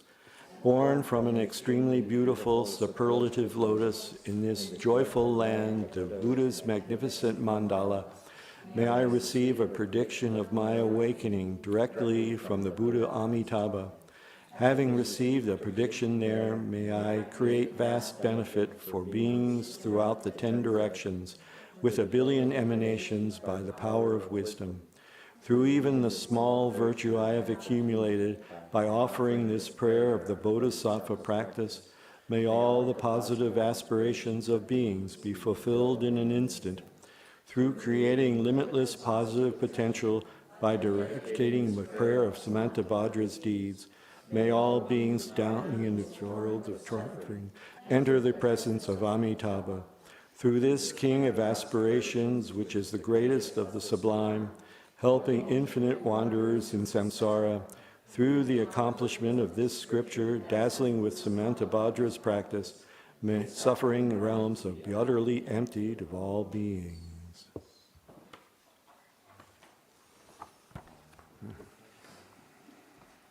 Any thoughts on this? Have you ever chanted this in Tibetan? No, we don't have. There's a slightly different translation that they use every evening, Okay. and Drupan has done that in the past. Okay. Yes. Yeah, sometimes just. Yeah, it's a Which different. one? It's a different translation.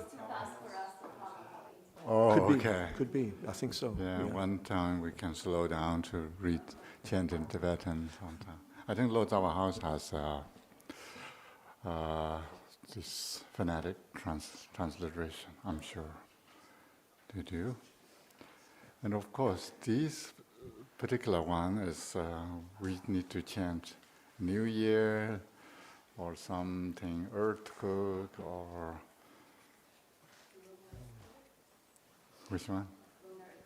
Yeah, lunar eclipse and whatever big things happen. The Northern Lights. Yeah, Northern Lights or hurricanes.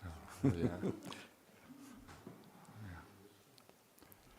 And of course, we don't have a larger book, but everyone, I'm kind of difficult to get my eyeglasses.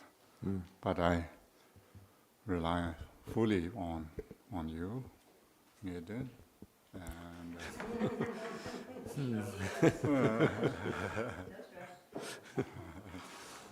Okay, I'll do the first paragraph just by myself, and then we'll join in with Ho. yeah. Tsita, this extraordinary aspiration prayer, whereby samsaric sentient beings cannot help but become Buddhas, was spoken by the primal Buddha Samantabhadra. Ho, everything of all that appears and exists, samsara and nirvana, is an illusory display of knowing or ignorance with one basis, two paths and two fruits. Through Samantabhadra's aspiration, may every one become Buddha, manifestly complete in the palace of the Dharma sphere. The underlying basis of non-exposit, it is ineffable, self-arisen, vast expanse named neither samsara nor nirvana. If just that is known, such as Buddha, if not such a sentient one drifting through samsara, may every sentient one in the three realms know the ineffable fact, the basis. I myself, Samantabhadra, innately know from its basis suchness, the basic fact void of cause or condition. It is not flawed by outward inflation or inward detraction, nor covered by the dark veil of unconsciousness. Hence, self-appearances have not been tainted by faults. When reflective Rigpa abides in place, even if the three planes came to ruin, there would be no panic or attachment to the five desirables. In self-arisen, thought-free consciousness, neither substantial forms nor the five poisons exist. Rigpa's unencumbered clarity aspect has one essence with five wisdoms. From their maturation, the primal Buddha's five families emerged. As the wisdoms further expanded, 42 Buddhas arose. As the five wisdoms' dynamism dawned, the 60 blood drinkers emerged. Hence, basic Rigpa never became confused. As I am the primal Buddha, may sentient ones who travel the three realms recognize self-arisen Rigpa through my aspiration. Thus may great wisdom expand. My emanations are ceaseless. I send forth inconceivable billions diversely manifest to tame whomever or by whatever means. Through my compassionate aspiration, may all sentient ones who traveled the three realms emerge from the six classes abodes. At first, since Rigpa did not dawn upon the basis for confused sentient ones, there was oblivion, unconsciousness of nothing at all, just that ignorant confusion cause. Within that, having fallen senseless through blackness and consciousness of panic started forth in a jumble. From that arose self, other, and perceived enemies.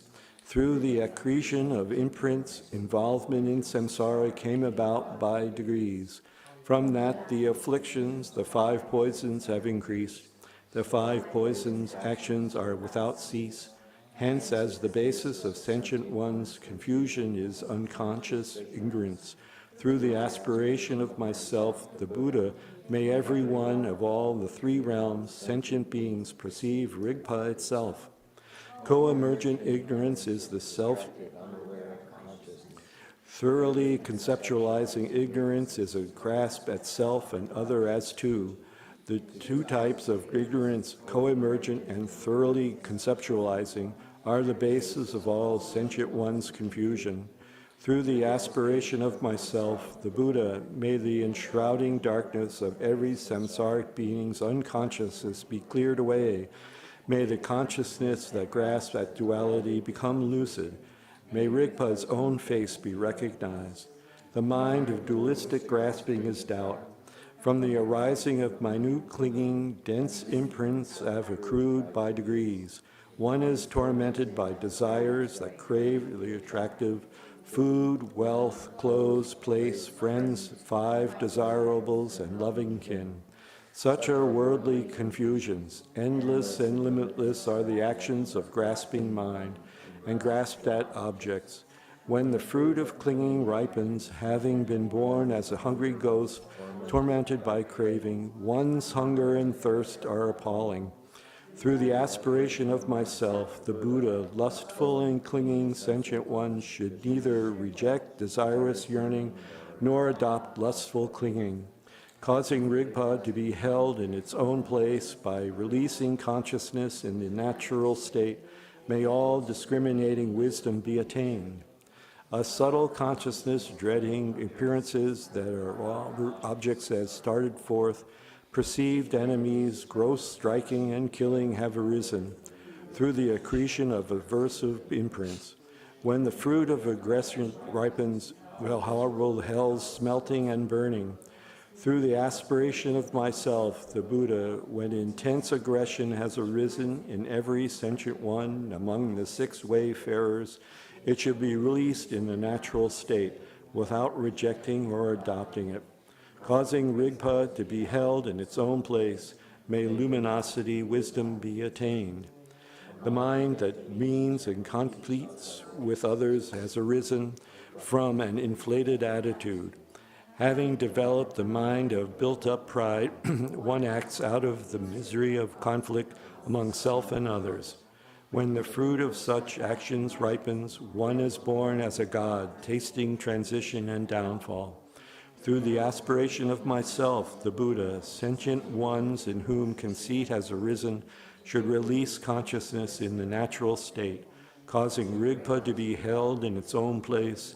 May the fact of equality be realized. The painful actions of praising oneself and demeaning others manifest through imprints accrued by dualistic grasping. From the accretion of conflict and competition, one is born in the not quite God's abode of carnage. Its fruits will be to fall in hellish abodes. Through the aspiration of myself, the Buddha, you whom competition and conflict have arisen, release them in the natural state without perceiving enemies. Causing consciousness to be held in its own place, may there be the wisdom of unimpeded activity. Through unconsciousness, apathy, and distraction, through being dense, dull, and forgetful, through laziness, delusion, and falling senseless, one will know the fruit to roam as an animal without protection. Through the aspiration of myself, the Buddha, may the radiance of clear recognition dawn upon darkness sunk in delusion. Thus may non-conceptual wisdom be attained. Every sentient being, whoever in 3 realms, is equal to myself, the Buddha, the underlying bliss. Yet the basis has become the ground of confused unconsciousness. Now you pursue pointless actions. The 6 actions are like confused dreams. I am the primal Buddha. Through emanations I tame the 6 types of wayfarers. Thus through Samantabhadra's aspiration, may every sentient one without exception become Buddha in the Dharma sphere. Aho! Henceforth, when a realized yogin has planted this forceful aspiration in the state of unconfused, self-luminous Rigpa, every one of all the sentient beings who hear this will manifestly become Buddha within 3 lives. If at times of solar, lunar, and planetary eclipses, earth claps and earthquakes, solstices, or the changes of the years, one will generate oneself as Samantabhadra, and cite this in a place where all will hear. Then every one of all the 3 realms, sentient beings, becoming freed from ill being by degrees, will at last attain Buddhahood through the yogin's aspiration.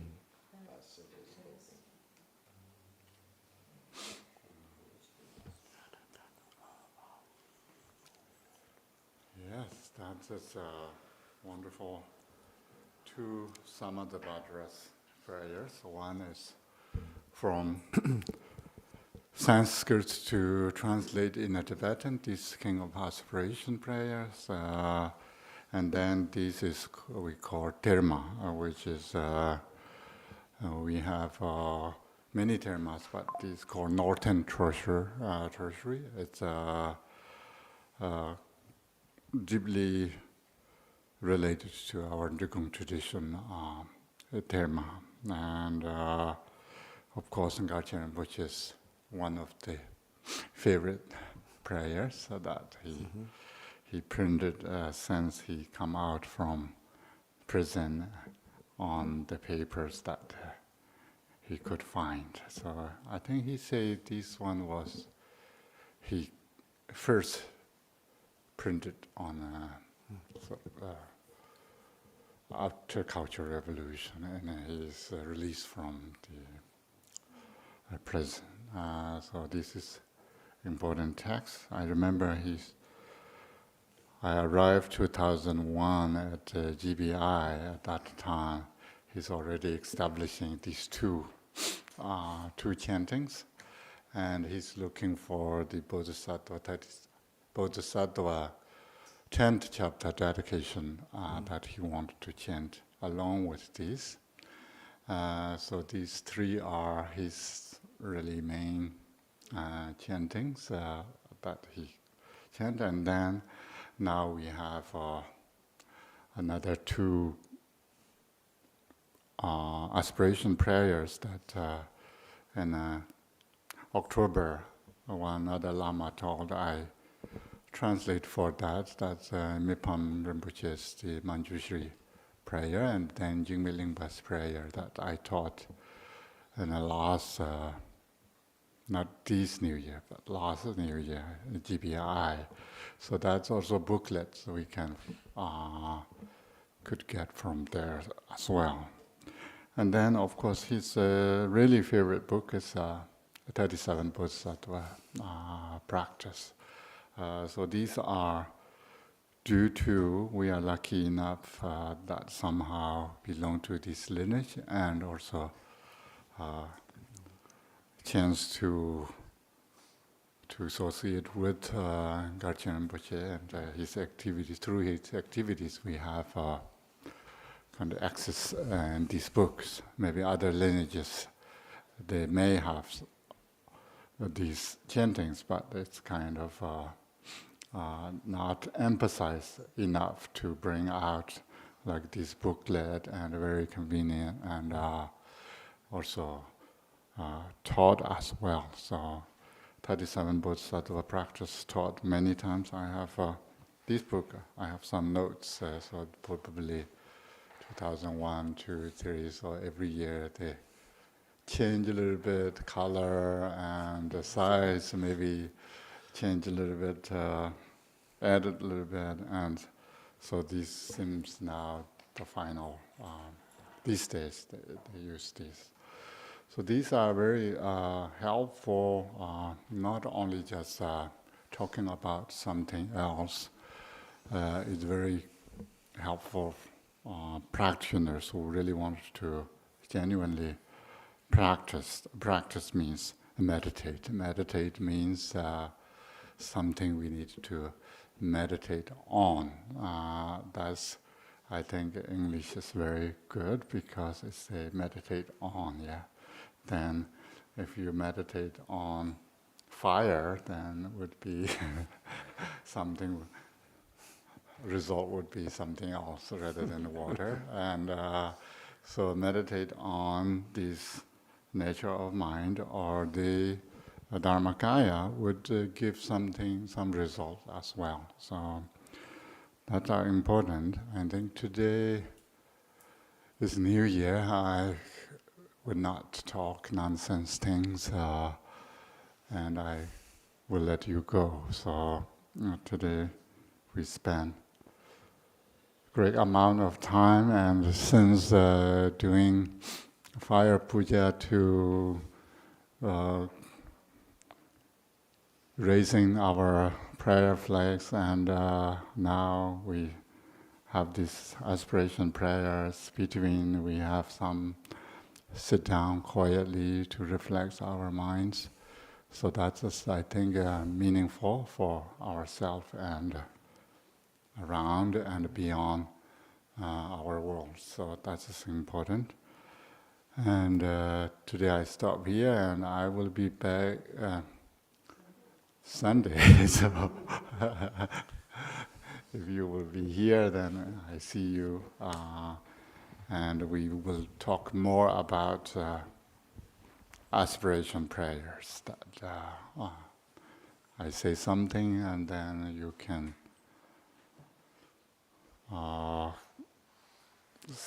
give suggestions and what do you think, and we can discuss on that. Okay. Thank you so much, everyone. Yeah. Okay, so dedication prayers on page 24, and we'll start like we did this afternoon, or just before lunch.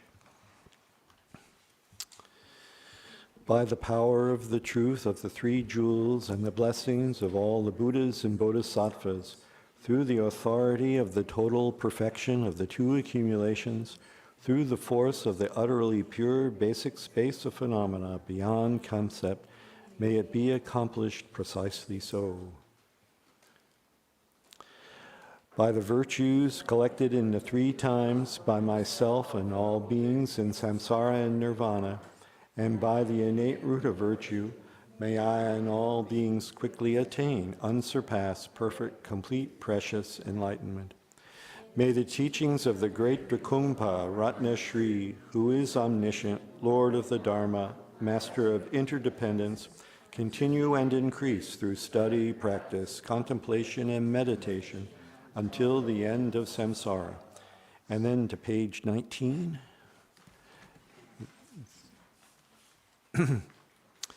Bodhicitta, the excellent and precious mind, where it is unborn may it arise, where it is born may it not decline but ever increase higher and higher. Changchup sem chok rinpoche, ma ke panam ke kyurche. Ke panyam pa me payam gong ne gong du pelvar shok chang chu sem chok rinpoche ma ke panam ke gyurjig ke panyam pa me payam gong ne gong du pelvar shok.